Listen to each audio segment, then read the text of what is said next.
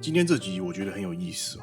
我们一样，先讲结论，它不是同一种人会去做的选择。表面上它当然都是潜水表，尺寸也都不小，价位也有重叠，但灵魂我觉得完全不一样。浪琴卖我们的是机械心跳，雷达卖我们的是未来材质。浪琴像是老派的技师，雷达则像是材料科学家，一直用高正频说话，一直用陶瓷科技来说话。所以今天不是比谁赢，而是在你买表的时候，你们追求什么？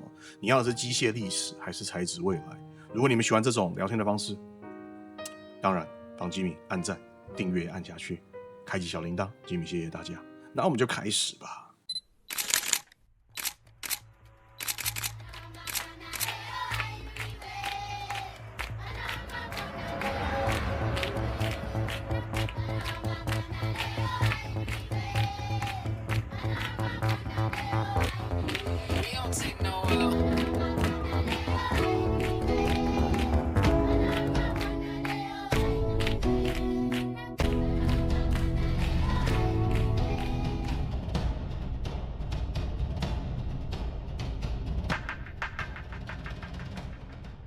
浪琴的 Ultra Crown 听起来名字很科幻，但它其实非常的老派，也非常的浪琴。很多人认识浪琴都是从优雅的正装表开始，觉得它非常的稳重，也好入门。但这只是过去大家的一些印象。以前的浪琴也做过飞行计时、航海计时、高正频机芯。Ultra Crown 的精神就是从这里开始的。现代的 Ultra Crown Diver 是致敬1968年的原型，那是一个机械表还在追求精准的年代。品牌不只是拼外形，也在拼精准度、拼正频、拼机芯的稳定。Ultra Crown 我觉得有一个有趣的点，就是它不光长得很复古，它真的是高正频，它搭载的是 L836.6 的机芯，它正频是来到5 Hz， 每小时是36000次的震动。秒针更顺滑，而且整个机械的节奏也更为密集。它还经过 Time Lab 的认证，测试的是完整的腕表，不是裸测机芯。我认为这点当然就是大家可以听听看，就是说装壳后的表更接近日常佩戴。OK， 所以相较过来的话，雷达则是完全不一样。Captain Cook， 我们大家知道复古的轮廓，这一点绝对是雷达的强项。那它从来就不是高正频，而是它用的是陶瓷材质。雷达很会玩合金、陶瓷材质，也很敢把陶瓷变成他们品牌的一个识别度。Captain Cook 的 Ceramic 就是把复古的潜水表放进未来材质里面。所以我们可以去看浪琴在回望历史，雷达则是在推向未来。这两只从一开始就在走着不一样的路。从浪琴的设计 Ultra Crown 很有个性，它当然不会是安全牌，不是黑水鬼那种有点腻的轮廓，也不是海马那种现代感，它是更为整形的表壳，有一点点厚度，有一点点宽度，有点像是一块金属的小石头。它不粗糙，线条很明确，黑色的颗粒的面盘让整只表更沉稳，红色的分针，我觉得这个非常的关键哦。潜水表看分针比看时针来的更重要，红色不是装饰，而是让功能变成一个更清楚的设计。6点钟的标志像是一段这个心跳的波形，这个符号很迷人，因为 Ultra Crown 本来就是心跳比一般的正频还要的快，所以它就有点像是在小跑步。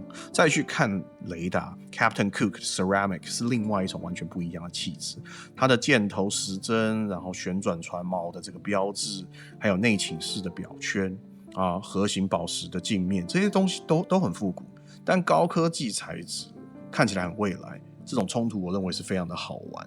雷达的复古很像是一种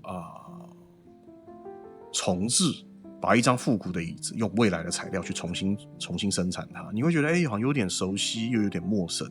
我认为这就是设计感，同样的一个造型，但它换了材质，气质就完全的不一样。钢表给人的感觉当然就是可靠，陶瓷给人的感觉就是未来感。钢比较硬冷，陶瓷比较温润。雷达不光只是单纯的工具表，我认为它很像是一个设计单品，可以下水。残酷一点的讲，浪琴我认为是懂表人会爱，雷达是不需要特别去懂表的人也会爱，很特别。两种魅力我觉得完全不一样。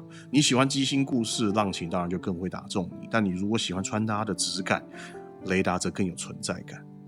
再来我们来讨论机芯。浪琴的核心就是这一颗 L836.6 的机型，52小时动力储存，然后是5赫兹的高振频，使用细游丝。他要说的很明确，就是我不是普通的复古表，我是有技术主张的一只表。高振频不是免费的午餐，振频越高越大，耗能就越大，零件管理消耗就会越困难。那润滑也是需要考验技术，所以很多现代品牌反而选择去做21600啊，或者是28800振频，去换取更长的动力。那比如说像雷达这边走的就比较实际的路线，使用的是 R763 的机型，振频是来到3赫兹，动力储存是80个小时。同样，它也用的是 Neverchrome 的游丝，机芯非常的实用啊。我认为对一般人来讲是很方便的一个存在。如果你是机芯派，那当然雷达我觉得是比较没有那么性感一点点了。不过它不是不好，只是故事就没有浪琴来的这么的热血。雷达真正性感的其实是在整个表壳的材质，高科技陶瓷它不是一个涂层而是本身它就是材质，非常硬，非常抗刮，触感跟金属不同，戴起来也比较温润，更轻盈。但陶瓷不是无敌，它很硬，硬度高，但是不代表它具备韧性。钢表刮到会花，比较能抗冲击，陶瓷不是它在猛烈的撞击之下，它可能会直接碎裂。所以不要去单纯的去迷信任何的规格，看你生活的方式，看你生活的场景，是不是常常撞门框，常常撞桌角，还是你是拿来用穿搭的一个单品。那如果是的话，OK， 你是比较出众的生活形态，那当然陶瓷我觉得绝对就是不合适。但是如果你只是通勤办公，重视外观搭配的话，我认为雷达就很有吸引力。那当然我也要把价格就是讲清楚 ，Ultra Chrome 它大概是在12万台币左右，人民币2万5。那雷达的陶瓷款的话，则是在大概接近13万，也就是$4100，大概在28000人民币。两只都不算便宜，也都不是一个可以无脑买的手表。我认为再往上一点点，你可能可以买到 Tudor， 可以买到这个 Omega 的二手。那往下一点点，又有 Certina 啊、Mido 啊这些品牌在下面撑着。所以我觉得当然还有更多的微品牌啦。那他们就必须要回答的就是说，你除了没有品牌之外，我为什么一定要买你？我认为浪琴的答案很简单：品牌历史、高振频、认证、品牌文化的厚度。雷达则是设计、材质科技对未来的那一种触感。那不同于钢表，如果你问保值，我会直接讲这两只都不会保值的。不要去幻想买表会大涨，表就是买一个机械故事。你买雷达是买的材质语言，那你问保值，我会建议你不要买表，因为这两只适合自己知道是要什么的人去买。谁适合浪琴，那就是第一种的机械派，你在意高振频、秒针顺滑，在意品牌历史脉络。那你如果是喜欢复古、喜欢老表，不想承担古董的风险，我认为Ultra Chrome 其实还蛮迷人的。当然 Ultra Chrome 给你很多味道，给你这个降低很多焦虑。那你如果不想要撞表的话，你想要潜水表，但是不想要每个人都带黑水鬼，也不想要每个人都是海马当制服表， Ultra Chrome 有识别度，也不会太高调，就很适合你去做选择。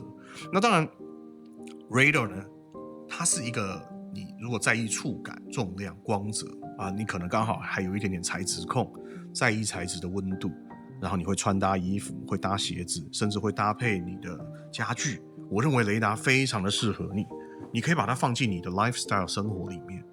OK， 再来就是进阶的收藏玩家你可能有很多钢表，你想要再买一只价位不要太贵，但是它是一只全陶瓷的表，我认为它也可以让你的收藏更完整。OK， 但是如果我会说，如果你只有一只表的预算想买一个非常万用的表，我认为这两只都不是很安全啦。浪琴很有个性 ，Radar 很吃喜好它长相的人，他们都不会是安全牌。但我今天讲这个表本来就不是要跟大家讨论安全牌的。做安全牌的内容非常简单，我只要跟大家讲就是卡地亚、欧米茄、劳力士这三个品牌，闭着眼睛把裤子穿在头上去买，你都不会买错啦。大家懂我的意思吗？但是如果今天只是要提供这样的内容，那简单了，我一天写好几个稿子出来。但是我不想这样做 ，OK？ 我觉得就是既然我们来讨论我们也不花钱，免费嘛，对不对？我们就大家来讨论一些比较特别的东西 ，OK？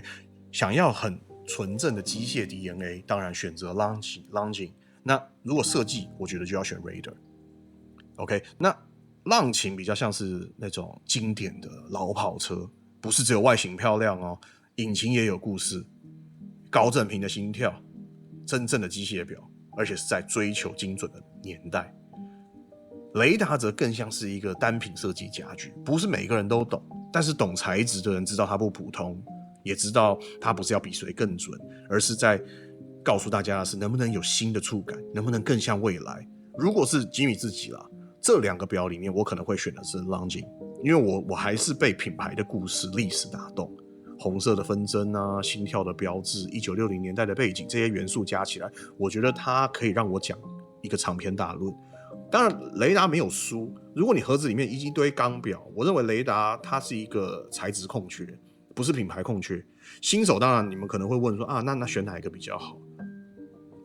我会觉得说哪一只表，你对于表它代表什么观念 ？OK， 你要传统机械派，还是你要的是这种比较特殊的材质派？2只表都不算完美。浪琴的尺寸也不小，造型也不是人人都很吃，但是雷达陶瓷很迷人，但是它当然机芯的叙事只是比较弱。但是玩表不是要找完美，而是要找你愿意为哪一种不完美去买单。OK， 不论手表贵跟便宜，留不住时间，每个当下我们都在创造自己的历史。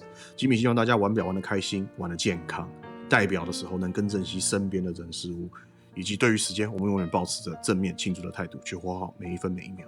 所以如果你们喜欢今天这一集，记得帮吉米按赞、开启订阅、开启小铃铛、订阅频道。那你们会选浪琴还是雷达？我是烂手的设计师吉米，我们就下次影片再见 ，Peace。